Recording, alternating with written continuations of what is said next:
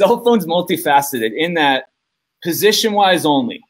So when we are neutral, the ear hole is right over the AC joint. When we stand from the side, the ear hole should be over the AC joint. Now, at rest in that position, the head on average, adult head weighs about 10 to 12 pounds. For every inch forward, it's an extra 10 pounds of force.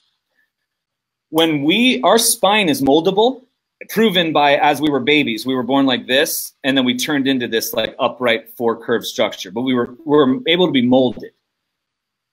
When we spend all this time, our body thinks we want to be in that way. That's our new position.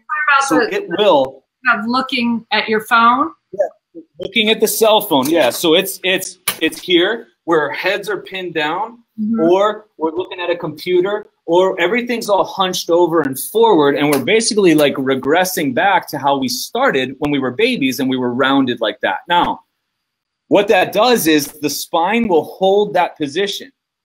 For every inch forward of head carriage, you've got 10 pounds of extra force. On average, the 10 to 12-year-old that walks through my door has 4 inches of forward head carriage. That's 40 pounds plus the 10 pounds already. That's 50 pounds of interpreted force on their shoulders. Now, if they're a shoulder athlete and have to use their arms when they wake up and get out of bed, fresh, fine, great. Now they've been bearing 50 pounds of load. All their little traps are these frozen ropes because they're just holding on to their heads in this position. Now you've got these locked shoulders. No kids can bring their arms towards their heads. Everybody's fixed here. You've got all this stuff, and now we're going to ask them to practice at practice and throw and bump and set and shoot when their shoulders mechanically are just out of position. Here's another scary part, and this is the most critical one for me because it's not about being perfect all the time. Just tend to it. Tend to it, text, modify your environment, but here's the thing. Our cord, our spinal cord, the hose that transmits brain signals to everywhere in the body, is this fleshy, soft tube inside these bones. When we are stuck forward, the cord stretches. By design, it's supposed to, so we can play sports and not be affected. But when we're stuck like that, the cord stretches and the tube thins, it flattens out, and the signal is not as fast to everything. So when you look at forward head carriage, you can list on their history intake, allergies, asthma, organ stuff, food, antibiotic use out there, like all these things coincide with that. So it's not just like, hey, that looks bad. No, like you're actually interrupting the transmission between this and the rest of the body. Like that's what holds me at attention. And here's the simple fix. One, you can't say eliminate the computers and cell phones, although I'd love it, but like whatever, okay? So we limit it.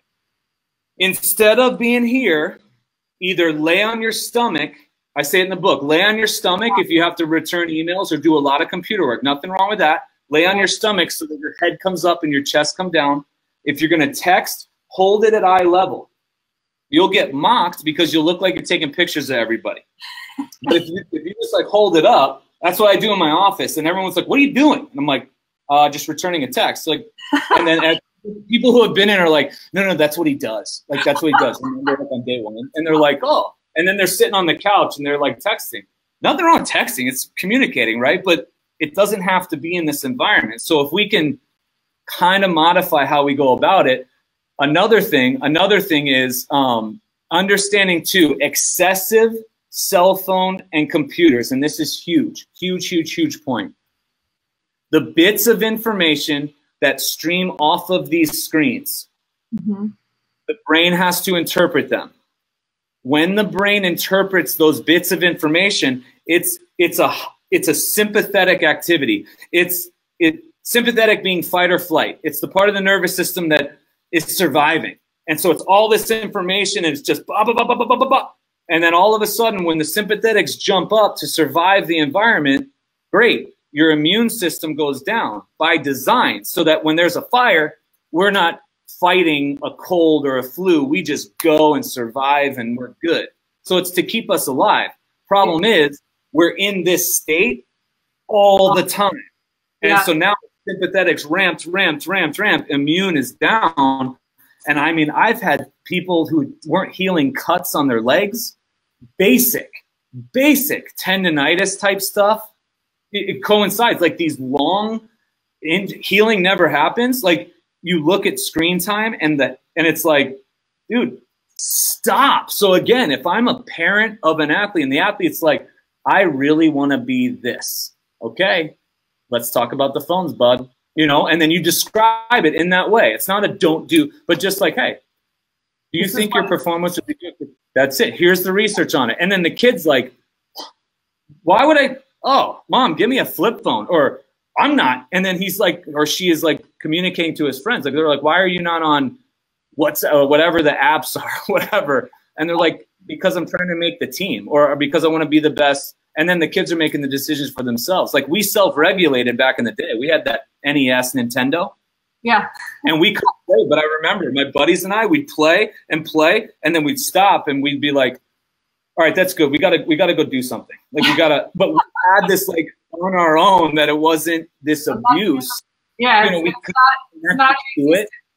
Yeah. And I love the reconnecting of the person, because all we're trying to do is help prepare them for future.